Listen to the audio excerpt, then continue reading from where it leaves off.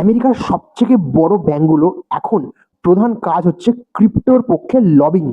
এটা কি বিশ্বাসযোগ্য হয়? হ্যাঁ, বিশ্বাসযোগ্য হয়। ক্লিড ব্যাংক, যে ব্যাংকের অ্যাসেট প্রায় $2 ট্রিলিয়ন বেশি, তারা এখন ইউএস স্ন্যাটকে বলছে ক্রিপ্টো ক্ল্যারিটি একটা পাস হোক। এখন এই অ্যাক্ট কি করবে? এখন এই অ্যাক্ট যেটা কাজটা করবে হচ্ছে ক্রিপ্টোর ওপর ক্লিয়ার লিগাল রুল আনবে।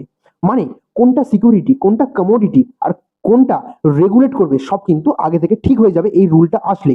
ততদিন ক্রিপ্টো কোম্পানিজ কিন্তু মানে কি বলবো, এতদিন কিন্তু ক্রিপ্টো কোম্পানিজরা জানতোই না তারা কোন আইনের আওতায় পড়ে আছে, আর সেই আনসার্টেনিটি ছিল তাদের সব থেকে বড় প্রবলেম। কিন্তু আগস্টের 7 তারিখে কিন্তু ডেডলাইন দেওয়ার কথা ছিল, সেটা কিন্তু এখন পিছিয়ে চলে গেছে সেপ্টেম্বরে। আর এখন ওয়াল স্ট্রিটের বড় বড় ব্যাংকগুলো কিন্তু নিজেরাই চাইছে এই রুলটা আসুক। কিন্তু এখানে একটু টুইস্ট আছে।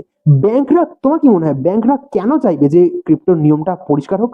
কারণ নিয়মটা পরিষ্কার হলে তারা ক্রিপ্টো মার্কেটে নিজেরা ঢুকতে পারবে। তুমি ক্রিপ্টো বাই করবে আর প্রফিট নেবে হচ্ছে ক্লিক ব্যাংক। এটাই হচ্ছে তাদের রিয়েল গেম বা রিয়েল একটা মানে স্ট্র্যাটেজি। তো ফলো করো এই ধরনের খবরগুলো আগে পেতে চাইলে।